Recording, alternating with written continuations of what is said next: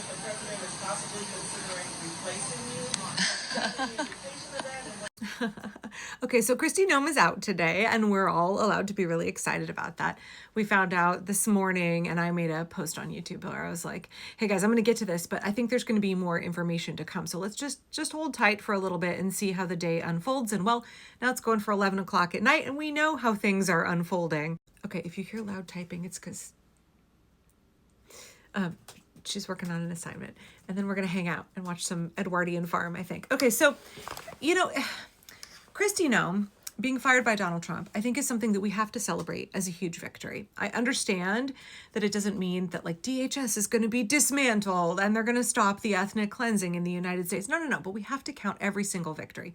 Kristi Noem would do anything that Donald Trump wanted. She would lie for him. She would break every law. She would do anything that he wanted. That kind of loyalty, right, can't be bought. I mean, he did kind of try and buy it for her by giving her private aircraft and having it completely remodeled so she could go fuck her boyfriend, Corey Lewandowski, in it. Kristi Noem is a truly evil, despicable person, and we should be really glad that she is not in charge of the Department of Homeland Security anymore, and we need to understand Donald Trump did not want to remove her. I understand that there's like Project 2025 guys in the regime who did want to remove her. They don't ultimately want any women in positions of power in the government. They want the government to be run 100% by men. And that's why I've said since day one that women in the regime are there as sacrificial lambs. They are there to play fall guy. They just don't all really realize it yet. The Christo-fascists, the Mike Johnsons, the Russell Votes, they don't want women in positions of authority over men, period. But these women are really convenient for them to use and then throw away. But Donald Trump, he values women that he considers pretty and who kiss up to him and who do what he wants. He likes to be surrounded by women who are strong but also will bend the knee to him. And he loves unconditional loyalty. He loves anybody who will break every law for him, right? And that's exactly what Kristi Noem was. So the fact that she's been pushed out, that is because of you and me, the American people. That's our victory. The only reason that she is gone is because of mass popular opposition against her. Politicians were not going to get their shit together and try and force her. There are a few who were willing to do that and would have all along, like the Jamie Raskins, etc. Right, like Rep. Nagus, Rep. Garcia, they would have been pushing for that no matter what. And we know that there was this move to file articles of impeachment. My Congresswoman Maxine Dexter was part of that against Kristi Noem. It's kind of stalled out and not gone anywhere. But even getting those articles of impeachment filed, that's because of us pressuring our elected officials. Most members of Congress will not act unless they feel that they have the political capital, unless it is politically expedient for them. They ain't doing shit, right? Again, not all of them. There are Democrats in Congress who are there to do the right thing no matter what.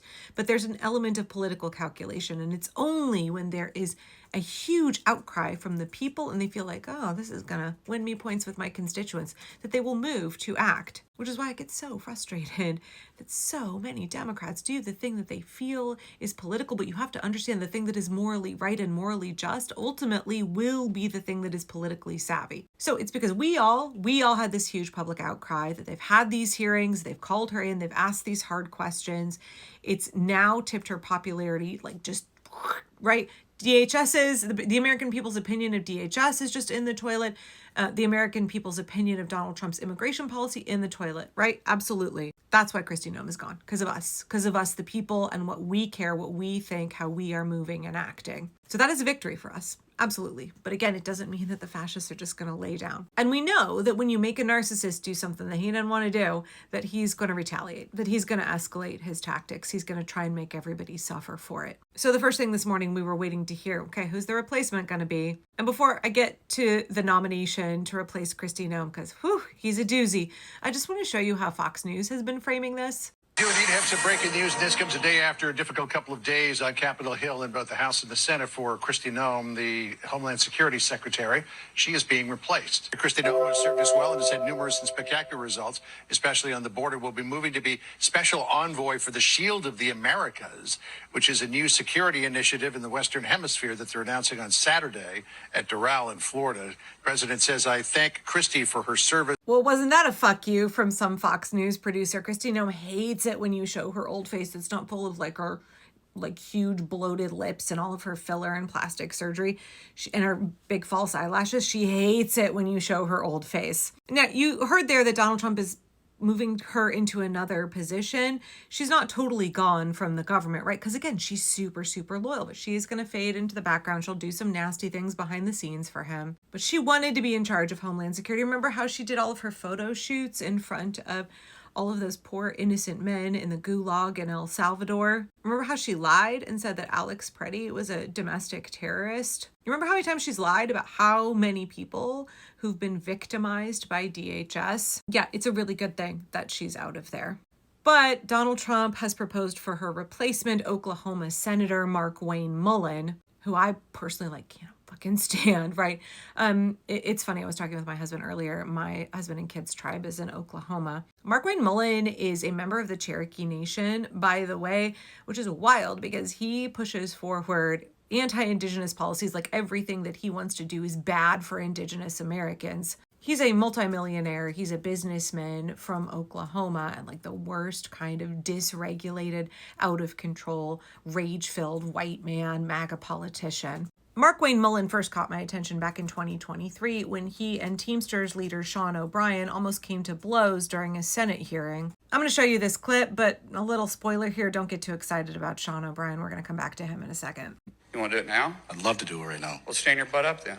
You stand your butt up. Oh, hold on. Big Oh, guy. stop it. Is that your All right. solution every Hold it. No, sit down. Sit down. Okay. You know, you're a United States Senator. Sit down. Active. Oh, okay. Sit down, please. All right. Can I respond? Mr. Hold Chairman? it. Hold it. If Hold we on. can't, no, This is I have what the he mic. said. I'm sorry. This is Hold what it. he said. You'll have your time. Okay. Can I respond? Oh, no, you can't. You have the mic. Yeah. You have time. All right. Make your statement. Then let's do this because I did challenge you and I accepted your challenge Oh, Jesus. and you went quiet. No, I didn't go quiet. I was. Hold on. You challenged me to a cage match, No, acting like a sir. 12-year-old schoolyard bully. Excuse me. Hold on. Hold it. No, excuse me. I have the I mic. will say exactly. Senator what you Mullin, said. I have the mic. You have questions on any economic issues, anything that said, go for it. You're Excuse an me. embarrassment. They Well, went look, silence after You're an embarrassment to my the text. state of This Oklahoma. hearing is about the condition of the working class in America. That's Not a what we're thug talking. in this- You're the biggest thug here. You brought Why the fuck are men so embarrassing? Control your temper, son.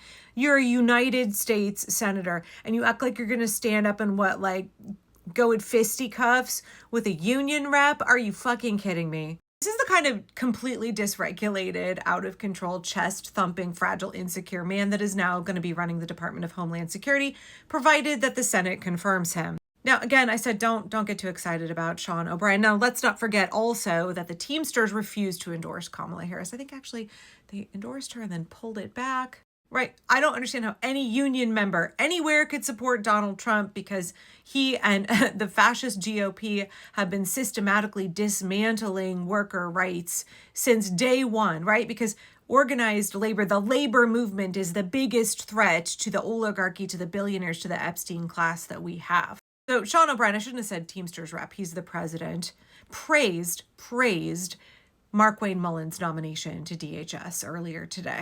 He said, if anyone is willing to stand their butt up to protect America, it's Mark Wayne Mullin. Remember, O'Brien called him a clown and a fraud in that hearing. According to The Hill, Donald Trump made Mark Wayne and O'Brien meet together and kissy-kissy make up. Mullin said they met after the RNC in July, and they had a 2-hour-long conversation, and now they talk very often. He's a workout fanatic. He's a guy that pulled himself up from his own bootstraps and grew up in a blue-collared household, Mullin said. What does that mean, Mark Wayne?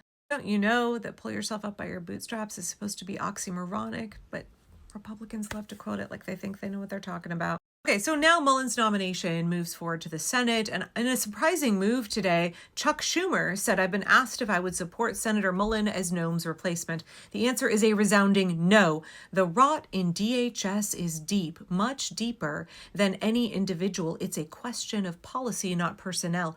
The Senate should not consider any DHS secretary nominee until DHS and ICE are reined in.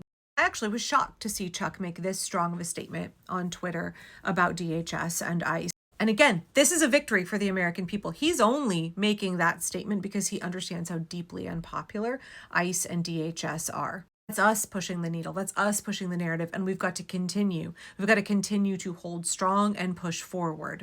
What we need to be doing now is calling our senators every day, saying, you cannot vote to confirm this guy, dismantle DHS, dismantle ICE.